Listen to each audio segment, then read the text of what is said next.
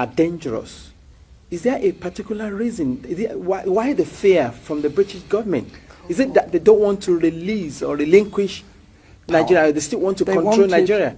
They knew that the North would do as they said after independence.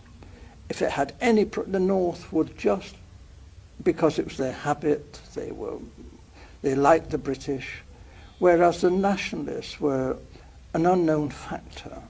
Actually, when they took the flag down and hoisted the Nigerian flag, not one of the major nationalist politicians was there. They weren't even on the platform. This was incredible. These were the people who had sought independence. The people in the North didn't want independence. They didn't want the British to leave. So this was a farce. And for most Europeans who were very close and watching this, we were disgusted. We thought this really had been manipulated, this election. It was unworthy. It was unworthy of the British people, this. This was no honest, straightforward thing that you would expect Britain, the mother of parliaments, to do. This was cheap and low and criminal. And I opposed it. And I opposed it then, and I've opposed it ever since. And I'm telling you the truth. And I was warned, if I told you this state secret, my life could be forfeit. Earlier on, you said the British government wanted the North in alliance with either of the southern region, either with the Yorubas or with the Igbos. But without which they cannot they can't do it rule the country. The problem was that Awolowo was a highly principled man. Okay. You didn't talk to Awolowo about squalid deals and fixing things. Awolowo was not that kind of person. If you read his books, this man was a world statesman. And his young lieutenant, Chief Enaharo, was brilliant, absolutely brilliant. However, they did do a deal with Zik, Dr. Azikiwe, from the East. Dr. Azikiwe, there was this big problem in Nigeria. It's the same big problem in America and in Britain. How do you get funds to fight elections? The candidates in Nigeria had no money, but they did have marketing boards, which were a kind of semi-nationalized industry. And they borrowed money from the marketing boards. But there was a suspicion that Dr. Azikiwe, who has formed his own bank, the African Continental Bank, was actually bankrupt. But he was borrowing very large sums of money from the marketing boards and not necessarily repaying the loans. We knew this. We had a great secret service. All the politicians' phones were tapped. All the politicians' mail was opened. Everything that any major politician did in Nigeria, we knew in hours. We watched. We knew all that was going on. Are you saying, in essence, that Dr. Azikiwe took money? He was blackmailed by the British to do our bidding. We told Dr. Azikiwe that he could go to prison if an inquiry was carried out into his bank and his financial circumstances. However, we would not want to be vindictive if Dr. Azikiwe was cooperative in helping forward the plans that we had made in the best interests of Nigeria. Dr. Azikiwe has nothing in common with the northern politicians. He loathed the northern politicians. But Dr. Azikiwe went north and did as he was told. And what he was promised was this. The real power, effective power, would be in the hands of the northern emirs.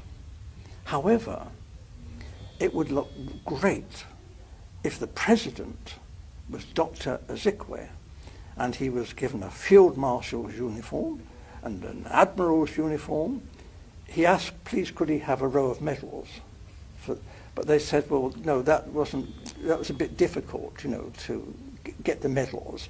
So when the ambassadors started arriving, he was known to be asking people from foreign countries, perhaps they had a medal for his uniform. We thought this was terrible, but it was said that this happened. He was very vain.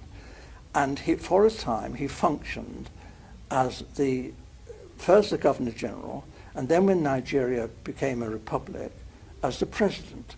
But he had no power.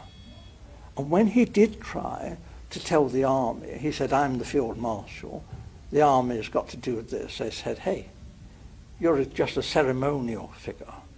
You have no power. The Prime Minister, Balewa, gives us our orders. So there was a feeling then that there was going to be trouble. And then it was because the Awolowo and the Action Group had become the official opposition. What we British wondered, how could they win another election without the British counting the votes? There could not be another proper run election without us there. We knew what we were doing. We were just helping things along. We were doing what the British do, favouring our friends and looking after our own and repaying favours. We don't call that corruption. Right. I mean, in essence, what Dr. Azikiwe did, it was forced by the British government to do it. Yes. Collecting money from the marketing board then. Yes. So if any politician here in the United Kingdom tried to do that, be in jail. It will be in jail. So why did the British government refuse to take action? Because or comment on if we nipped it in the bud, because we knew it was happening, it was even happening let me be fair, in the West, with the Awolowo. They were taking some money. They meant to repay it perhaps, but they were taking money. And I would have said, issue a warning now and say, you've got to behave, because if this is allowed to go on, it'll be a major offence. However, before they actually ran the 1959 election, they needed money for the North and for the NCNC, Dr. Zik, to fight the election. So what they did, my senior officer, Major Bunker, went around, was ordered by the Governor-General to go to all the major British firms and international firms, Ford, UAC, Leventis, all these firms, and raise money for a slush fund to enable Chief Okoti Igbo, together with the North, to fight the 1959 elections. The North got most of their money from the native authorities. This was looked on by the British as being okay. This wasn't corrupt because we were friends of the North. And if they tried this in the West or in the East, we might have said this was corruption. But because it happened in the North, the native authorities' public money was poured into the government party, the NPU. So this obviously was a terrible fiddle. We were discriminating against the southern politicians in favour of these northern emirs. What we saw was that this would not be the first act of treachery.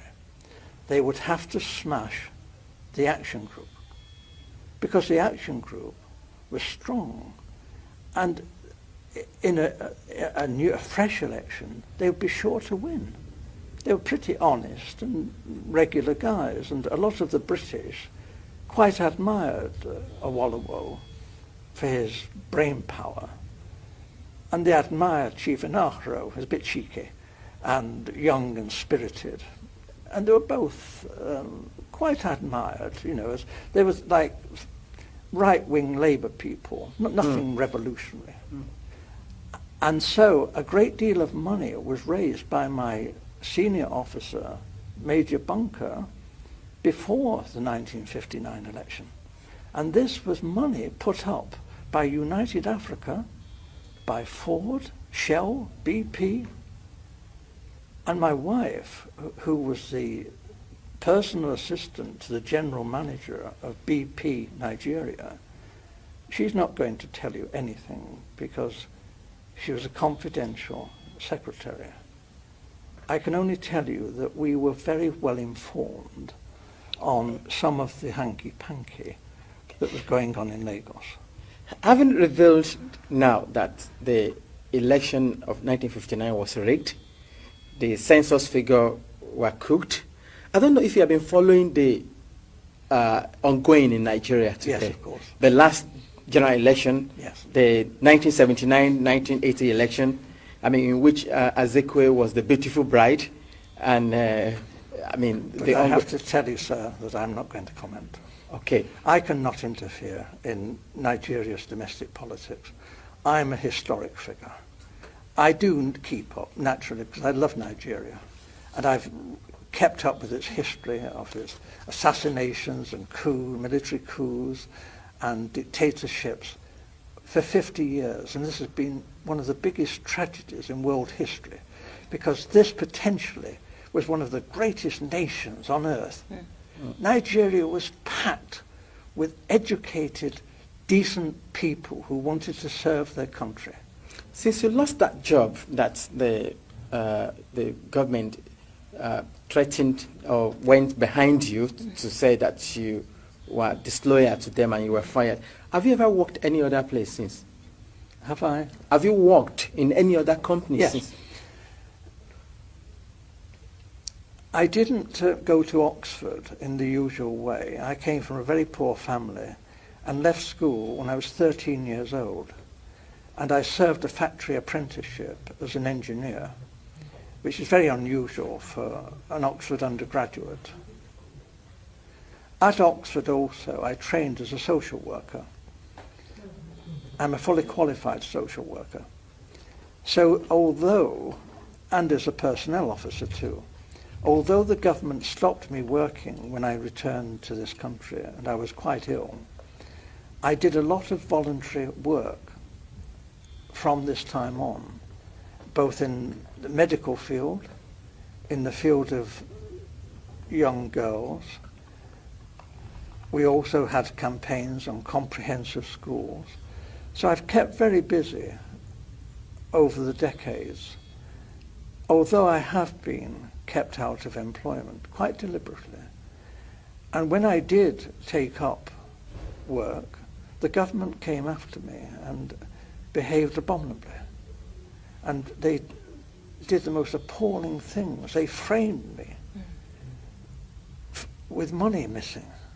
When I worked as a humble postman, after I'd worked as a personnel officer, I delivered the post to the workers who I'd employed. And they forced me out of that. They framed me. And later, when I was working in a labour exchange, they used the foulest methods to get me out of work. They told me they would. They said, the Governor General said, unless you do what I say, you will never work